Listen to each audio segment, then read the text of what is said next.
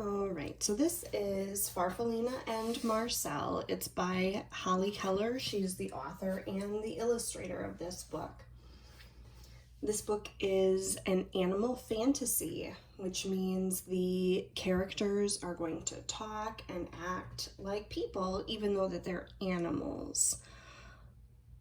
You may have made a prediction already about what's going to happen in the beginning, middle, and end of the story. This is one of my favorites, and I'm excited to share it with you. Let's take a look. Here's the title page, Farfallina and Marcel by Holly Keller. She has a dedication on the inside, and here we go. The rain fell all morning. It splattered on the pond and splashed on Farfallina's leaf. She found a dry spot and ate it. "Hey," said a little voice, "you're eating my umbrella." Farfallina peered over the edge. A small gray bird was huddled underneath. Farfallina liked his soft feathers and his gentle eyes. "I'm Farfallina," she said, and she slid down to the ground. "My name is Marcel," said the bird. He liked Farfallina's smile and her pretty colors. The rain turned into a drizzle, and Farfallina wanted to play.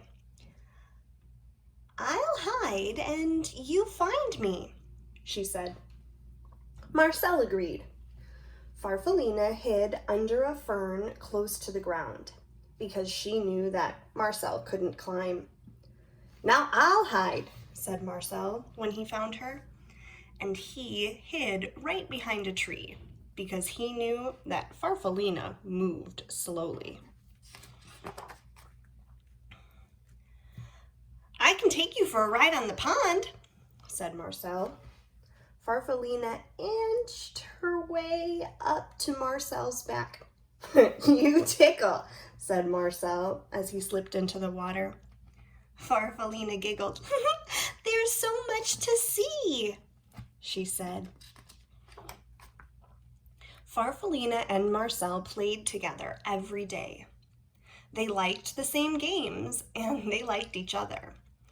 But one day, Farfallina was not feeling herself. "I'm not sick," she told Marcel, "just a little uncomfortable. I need to climb up onto a branch and rest for a while." "I'll wait for you," Marcel called as Farfallina made her way up the tree. Marcel watched until Farfallina was completely out of sight.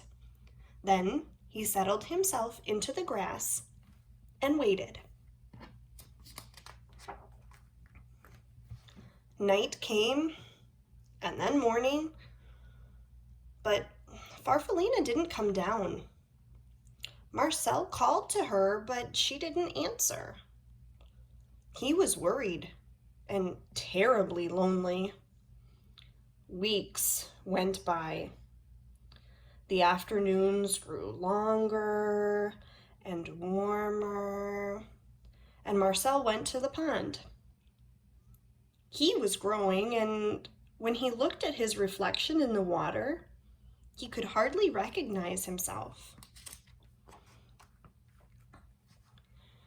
He went back to the tree every day to look for Farfallina, but she was never there.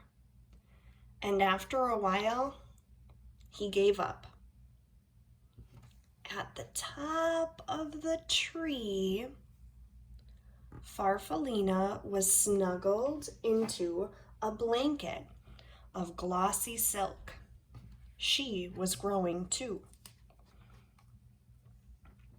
The sky was blue and clear the morning she was ready to come out and open her beautiful new wings.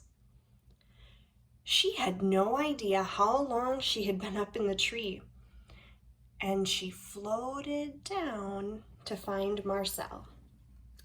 I'll just wait, said Farfallina when she didn't see him, and she sat on a flower. Night came and then morning, but Marcel wasn't there. Farfallina was tired and confused. She fluttered around for a bit and went to the pond. The pond was glassy, smooth, except for the ripples made by a large, handsome goose who was swimming in solitary circles.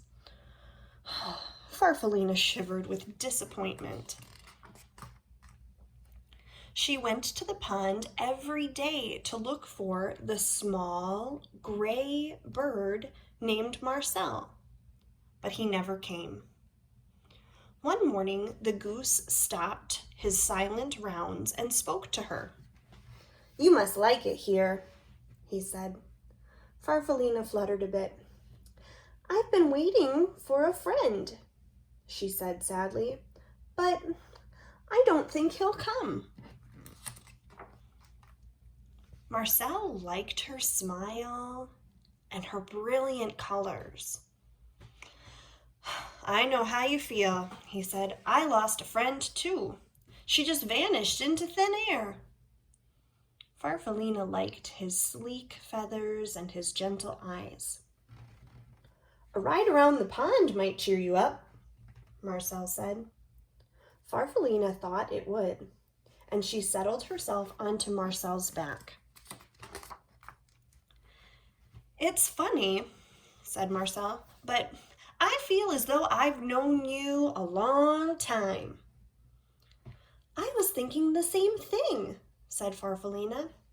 "My name's Farfallina. What's yours?"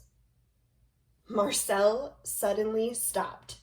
He beat the water with his strong wings.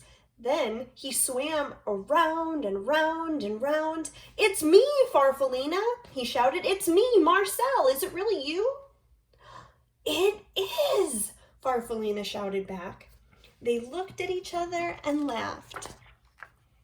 By evening, they had explained everything. And when they fell asleep,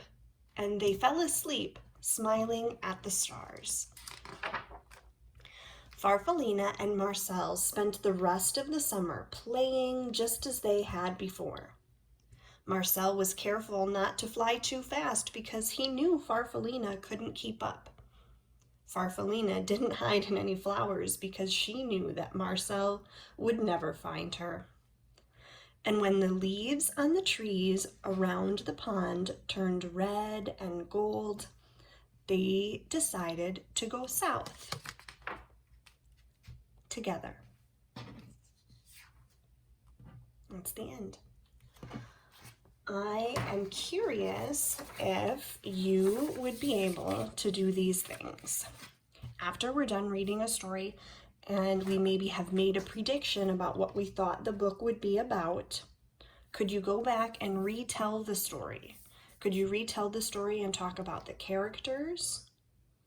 Who was the story about? Talk about the setting. Where did the story happen? What were some important details? What were things that happened in the story to create a problem or to help solve a problem? That last one was key vocabulary.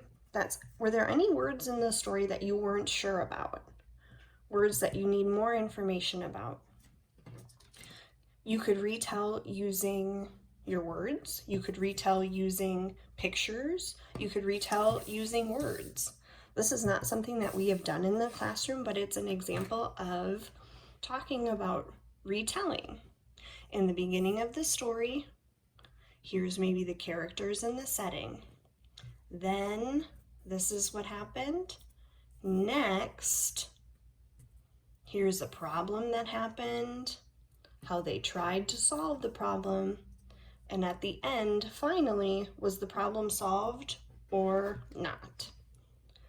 I just wanted to give you a couple of ideas to talk about the story. Retelling the story, I'd like you to check your prediction. Was your prediction correct? Did you know who the characters were? Were you surprised by anything that happened in the story? Did you have a favorite part of the story? All great things that when we're done reading, we can think about the reading that we've done.